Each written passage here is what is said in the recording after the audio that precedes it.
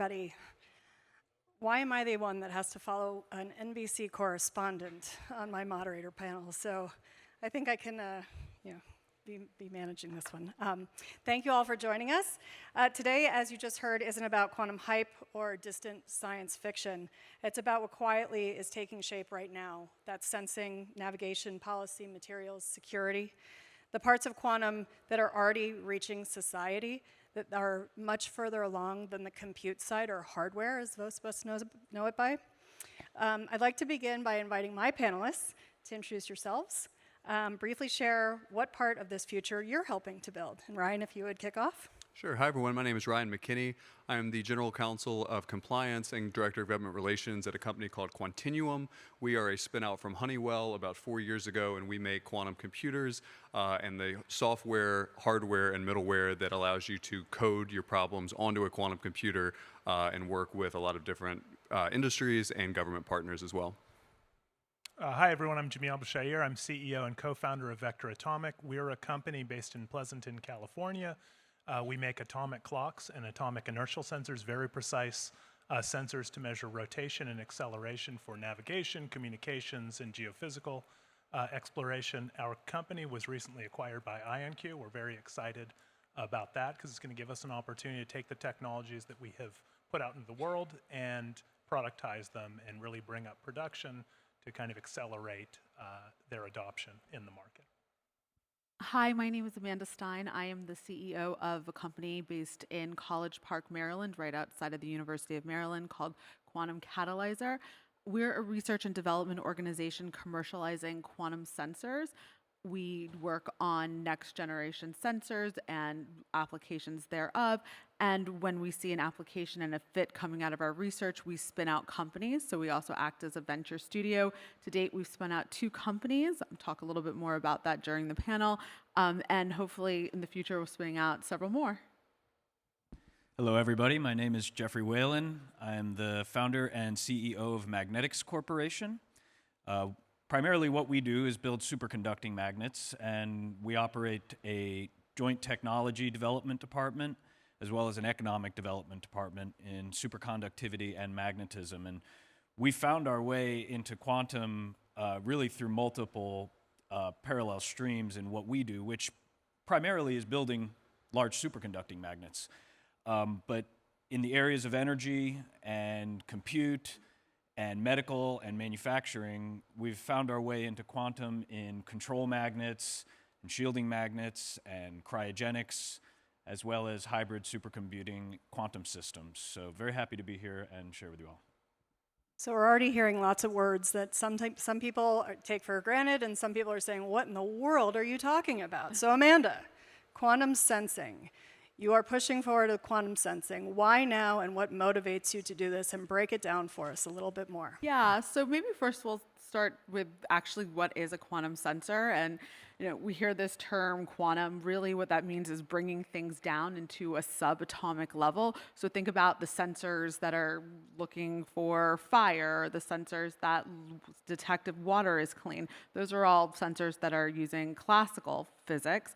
Our quantum sensors are bringing things down to the subatomic level, and why that's important is that you can get higher sensitivities.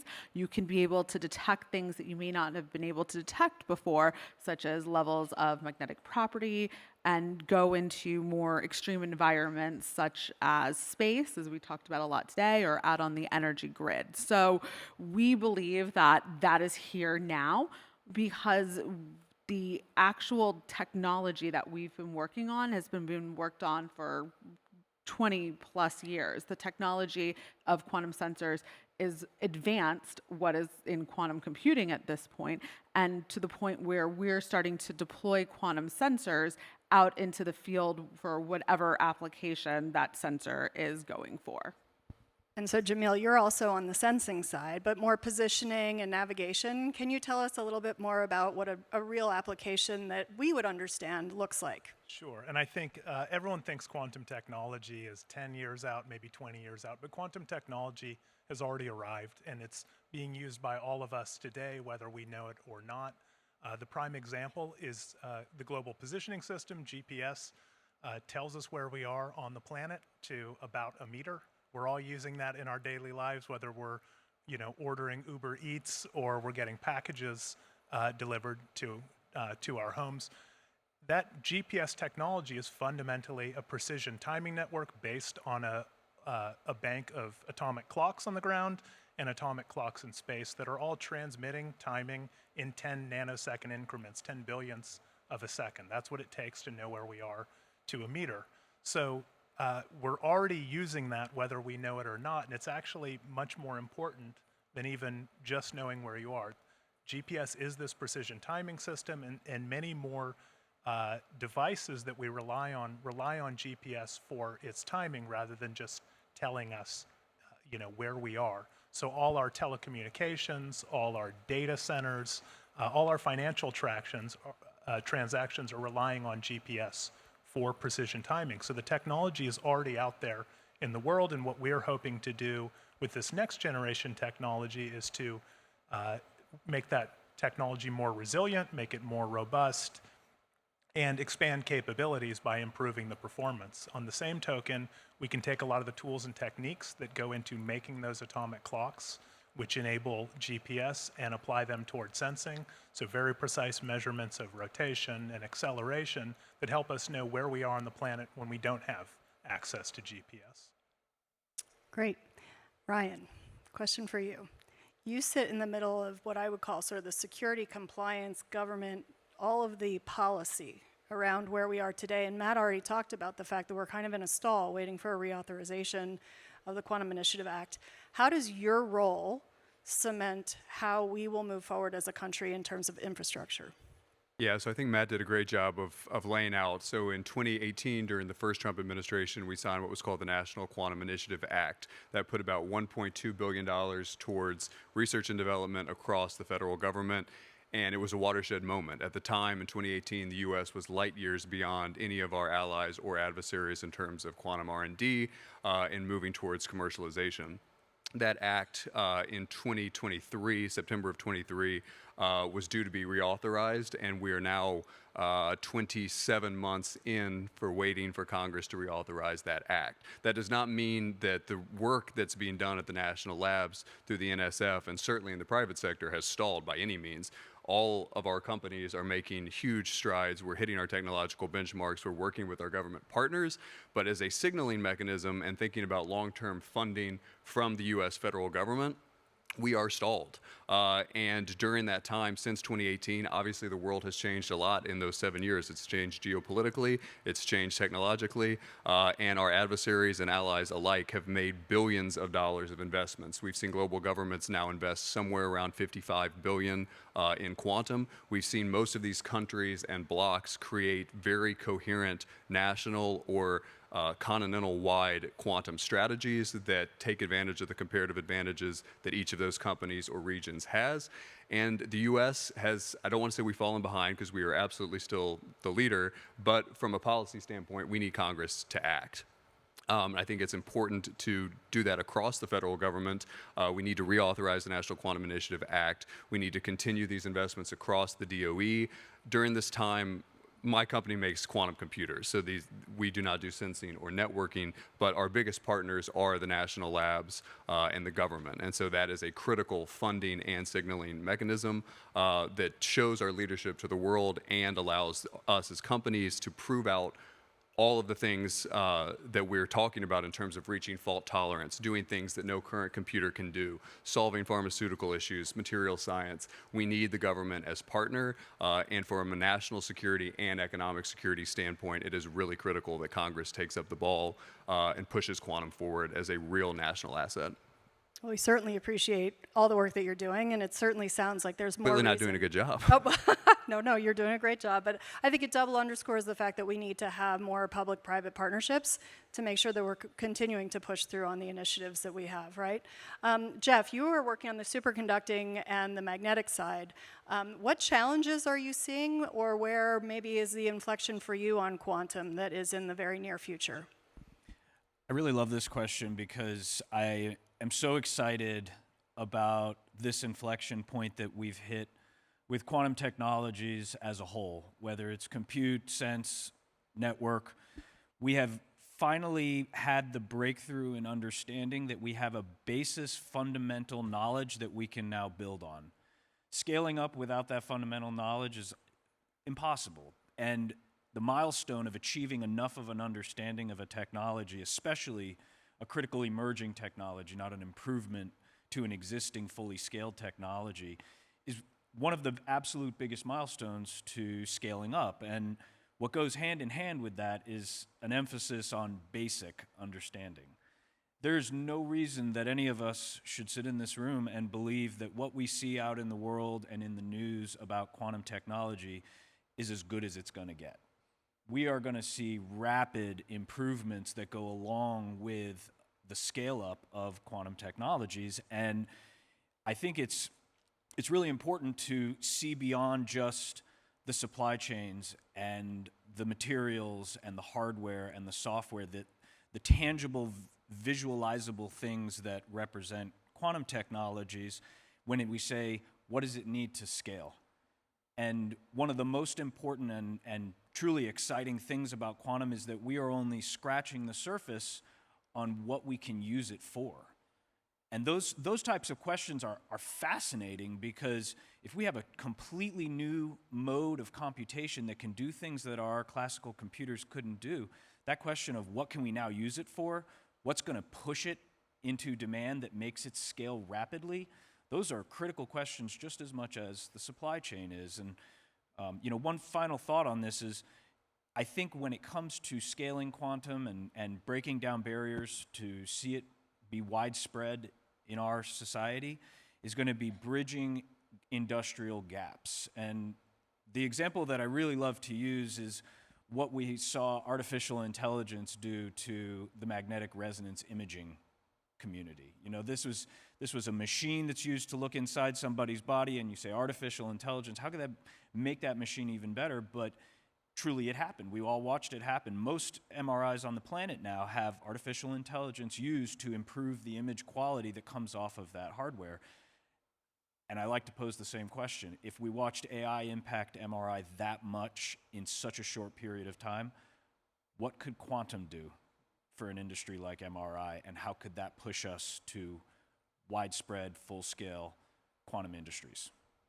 So quantum's happening. This isn't a hypothetical. And Amanda, you're working with the startups community. And when I talk to you, every time I talk to you, you've got another thing that is in commercial path to acceleration to really, get to a use end customer. And I'm asking, what is sort of the one or two use cases that you see right now that can prove to this gang that it is happening faster than most people think? Yeah, as far as use cases, and MRI is actually a really great example. The next generation of MRI, we'll call it MRI 2.0, will be quantum. There is research happening in academia and in some private labs that are going to create the next MRI machine that's going to have greater sensitivities, longer lasting machines, being able to show so much more of the human body. And that, I think, is going to be a very transformational use case related to life sciences and biology. So some of the work that's happening in quantum sensing right now is being able to detect disease even at the single cell level. So one of the things we're working on actually is related to pathology. So I don't know if you know, but the way we do pathology is over 100 years old, the Prussian blue staining. So could there be a better way using quantum tools to be able to look at cells that are in the tumors, to be able to say this is a healthy cell or this is a diseased cell, or this cell will become diseased one day? And that's really what's going to make it transformational. Now, of course, we talked a lot about space, and I brought this up before. I think there's going to be such a revolution in space, as we heard of today, and their sensors are going to need to keep up. So having sensors that can go into rugged environments, or having sensors that can be miniaturized and that we don't necessarily have to have 8 or 12 different sensors because a sensor might fail, that we actually know these sensors are going to be able to go up to 500 degrees or 750 degrees Celsius and be able to take on high radiation environments such as space will be literally transformative. And I don't think that we're going to be able to have a big space race without quantum sensors. Jamil, congratulations on the acquisition by IonQ of your company. We all heard from Niccolo earlier today, and he's really on top of everything that's going on.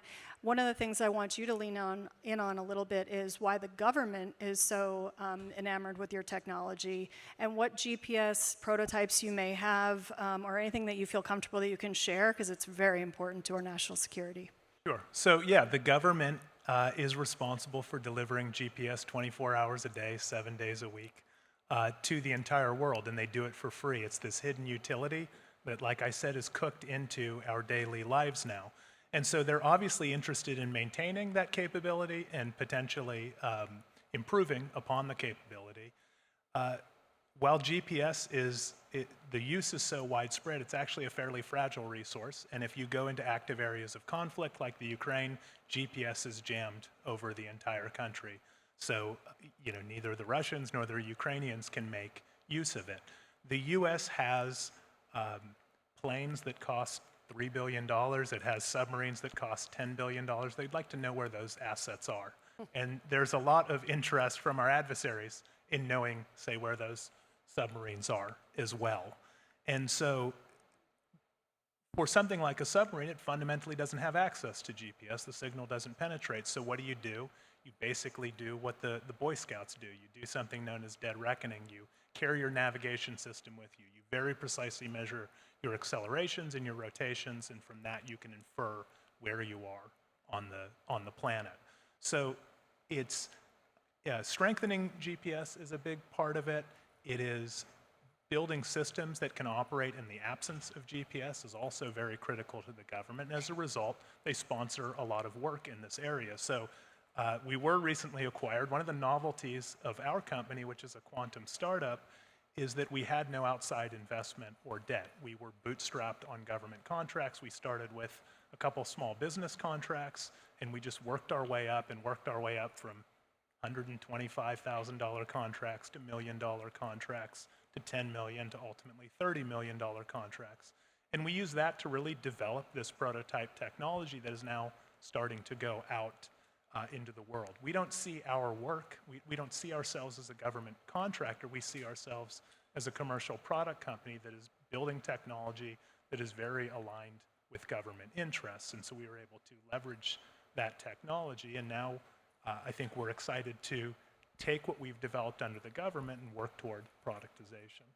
Excellent. And Ryan, on the government other programs besides what we talked about with Congress with the reauthorization of the Quantum Initiative Act, what are the programs that kind of show us that the government is ready for this quantum technology and the quantum apps to be deployed immediately? And maybe you can hit on like NIST and a couple of the other names that we've sort of thrown out there that maybe the group doesn't know about.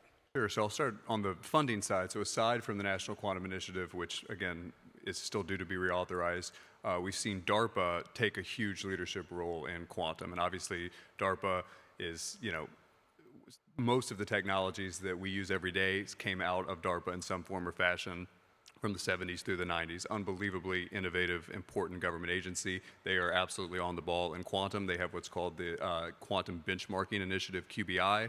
And what they're doing there is getting under the hood of dozens of companies in the quantum space, trying to get rid of the hype, figure out what actually the technology looks like, how the government can take advantage of it themselves, and how the government can help de-risk those roadmaps moving towards what we call fault tolerance, which is the point at which quantum computers are doing things that no classical computer can do.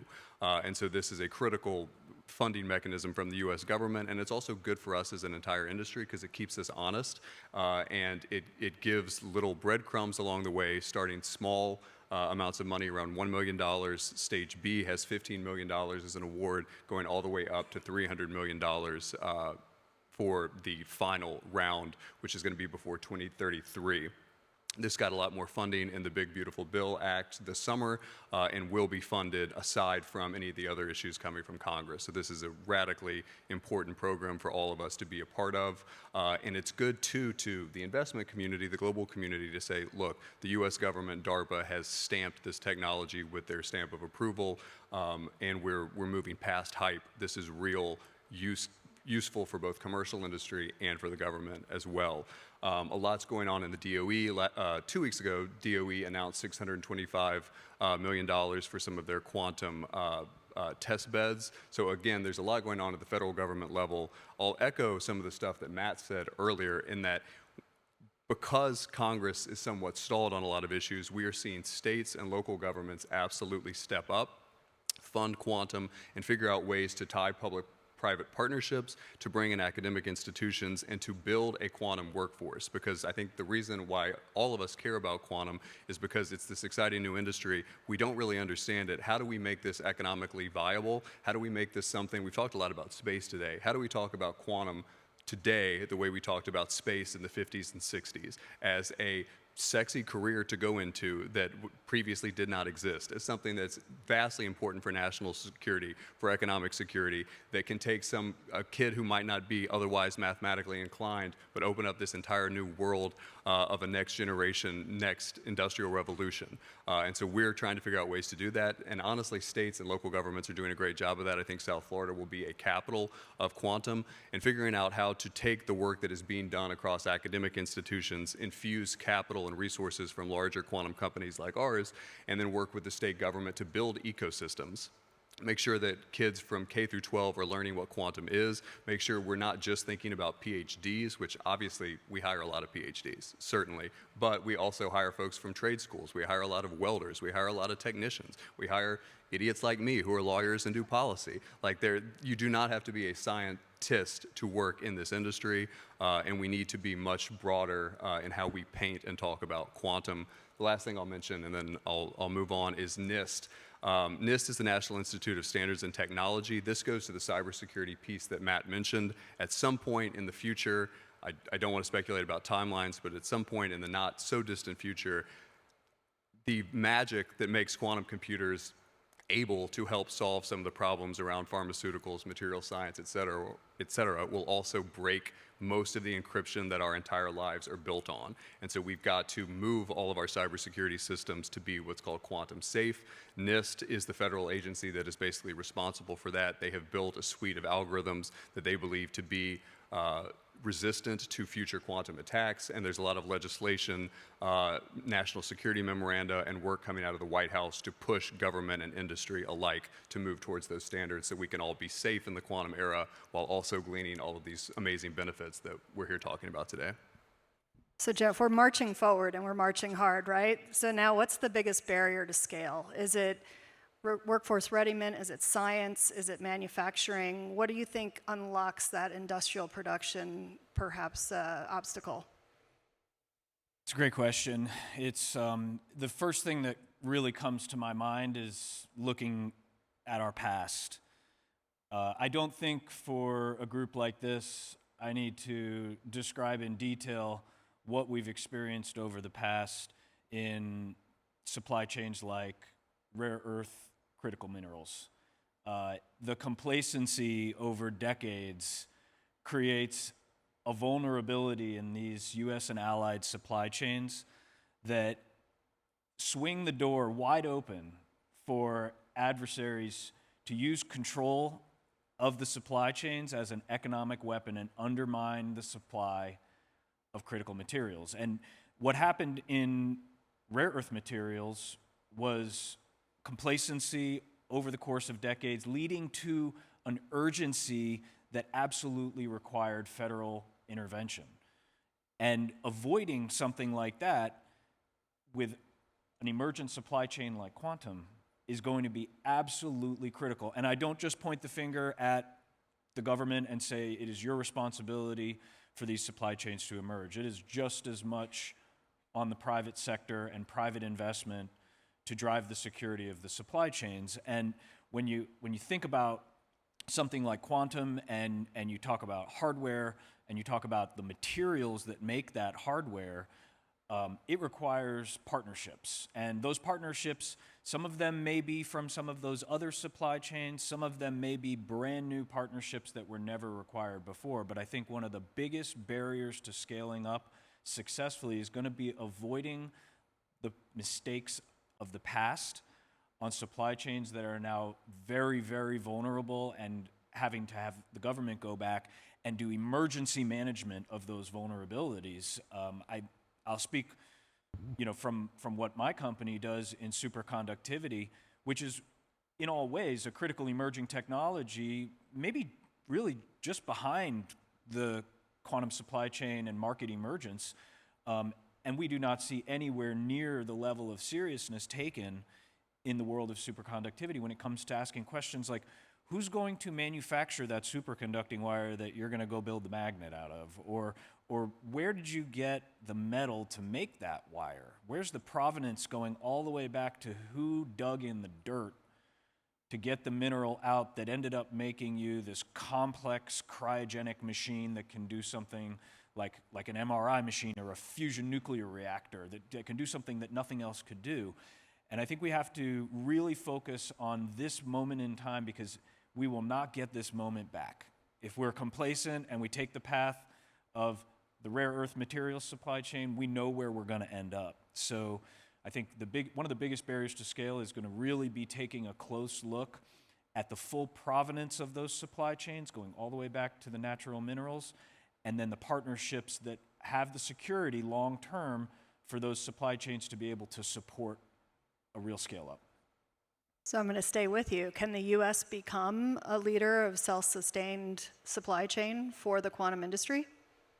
I absolutely believe it. I think we're well aligned to do this with the seriousness and investments that have been made. I think one of the intricacies that we really have to understand with quantum, and this was very similar in our world of superconductivity, is that when we say critical material, a lot of times we're not actually talking about traditional critical materials like gold or copper. We're talking about these strange metals like gallium or rubidium or ytterbium, stuff that, honestly, really, from a commercial perspective, didn't have a lot of importance in a volume metric. Sure, with a little bit of it, you can turn a blind eye to where it came from, but for things like quantum, we're going to need large volumes of these kind of non-traditionally volumetrically important materials, like some of the elements that I rattled off. And one of the solutions I really see to the U.S. becoming a leader is leveraging the investments that we've made already into traditional mining. And what I mean by that are the huge investments and activities that the U.S. and allied supply chains have had in things like coal mining or phosphate mining or copper mining. And the reason those are so important to a new supply chain in quantum is that when you dig that copper or that phosphate out of the ground, inevitably you are producing things like tailings or waste streams from that mining operation. And with no exception, but with a difference in what those waste streams contain, they always contain something valuable that we can use as a fully domestic resource with an environmental impact that's already been made. We've already dug it out of the ground once. We've already processed it once.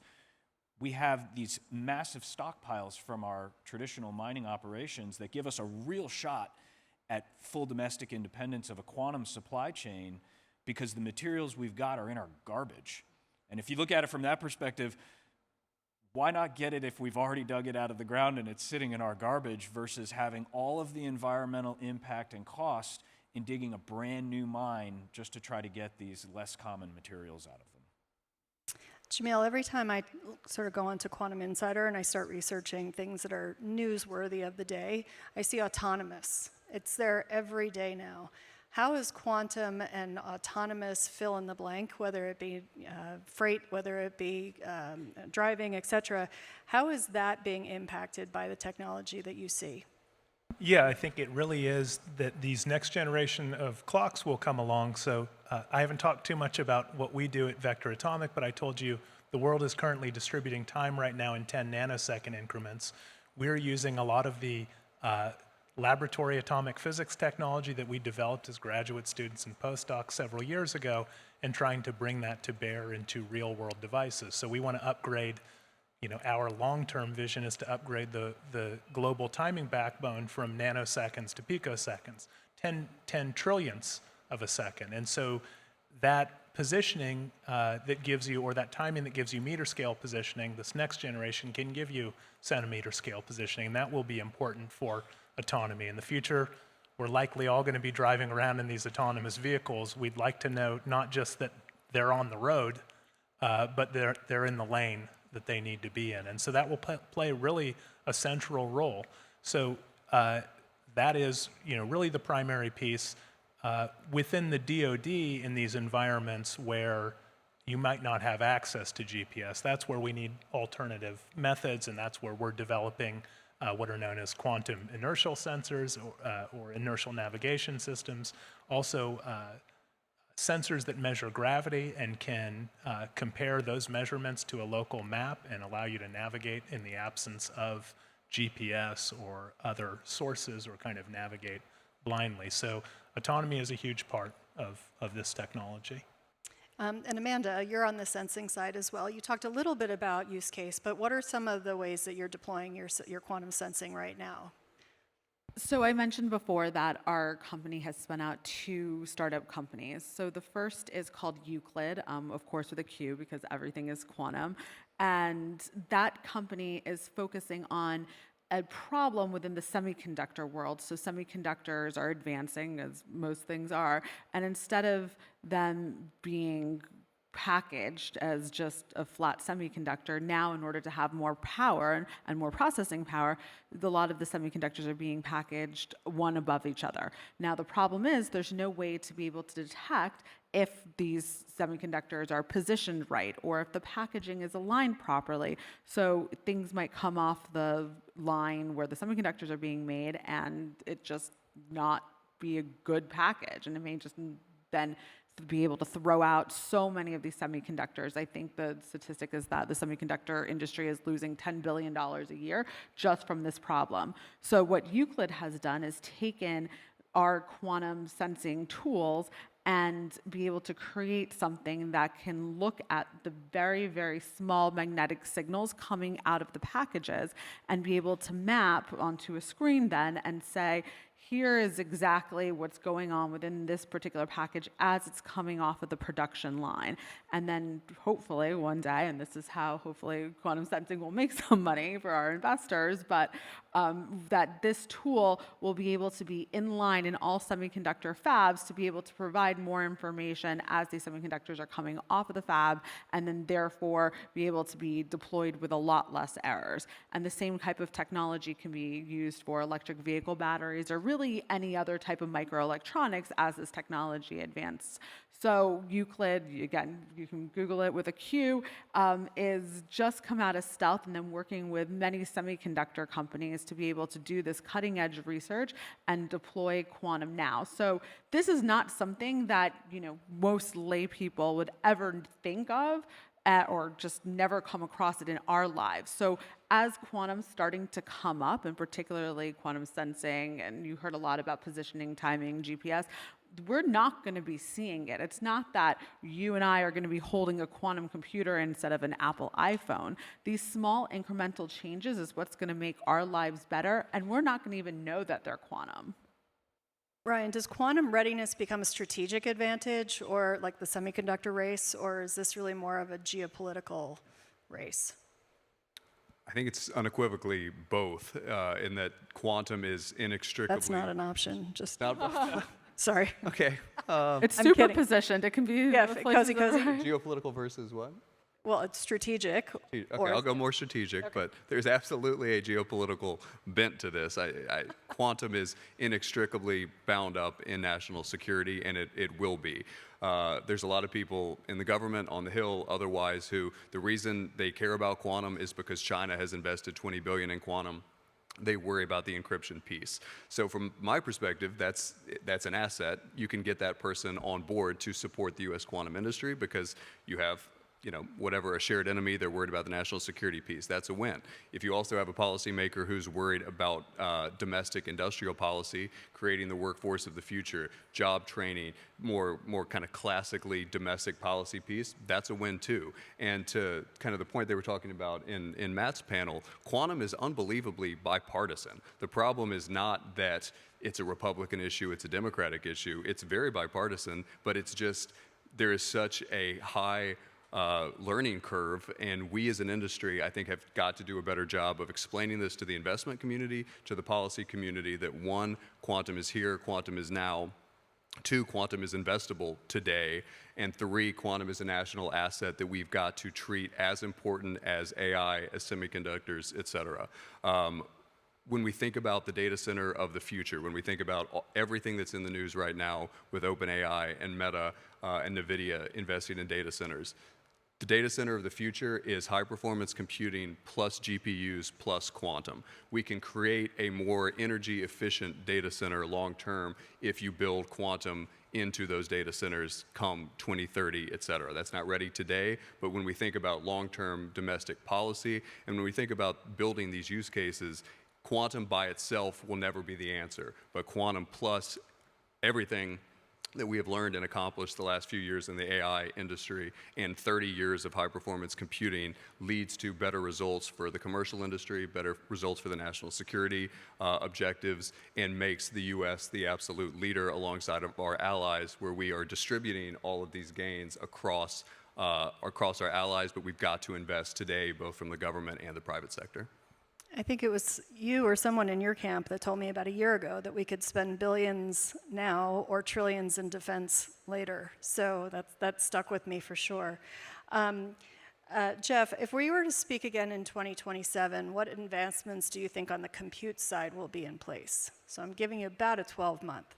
So I spent over 20 years doing research at a national lab for the Department of Energy and Department of Defense. So when I think about what do I think the future is going to look like on a 1 or 2 year time scale, I'm very reserved. I'm very conservative because I've seen how difficult it is to innovate when industries are young or industry is right around the corner and you're still in the research phase. So if I were to look ahead 12 or 18 months, I would really echo what Ryan mentioned as something that we're seeing evolve very rapidly. And it goes under different words. It's HPC quantum or hybrid compute or accelerated quantum supercomputing. But the notion is the same. It's tightly integrating a supercomputer to a quantum computer. And when you put the two together, you kind of get the best of both worlds. And the rapid advancement that we're seeing in this field, diminishing the power requirements of a data center, opening up completely new problems that it would be able to solve, and mutually increasing the effectiveness of both the supercomputer and the quantum computer, each one doing what it's best at doing. And the analogy that I kind of think about often and talk about with my colleagues and friends is this idea that you've got two skiers at the top of a mountain, and one of the skiers can barely see. It has no vision, but that skier is strong. It can ski faster than any other skier on the planet, and it is a brute force skier, just barreling down and knocking over the trees on the way, but so strong it just can do it. And the other skier standing next to that first one has the best vision you could possibly imagine, can see the best pathway down the mountain, can visualize it down to the millimeter where it needs to put its skis, but that skier has no muscle and can't go very fast at all. So when you put these two together, you end up with the skier that is the strongest and with the best vision to find the path down the mountain that is both the most efficient and leveraging all of the strength and horsepower. And when you think about that analogy, that very strong brute force skier, that's the supercomputer. It's a brute force approach to computation, and you can grind it out. No matter how hard it is, you can grind it out and approach that problem, but you don't know if you're actually doing it the most efficient way. And if you're looking for the right answer, like getting down a mountain, I have to test each of the routes to find out which one was the best one.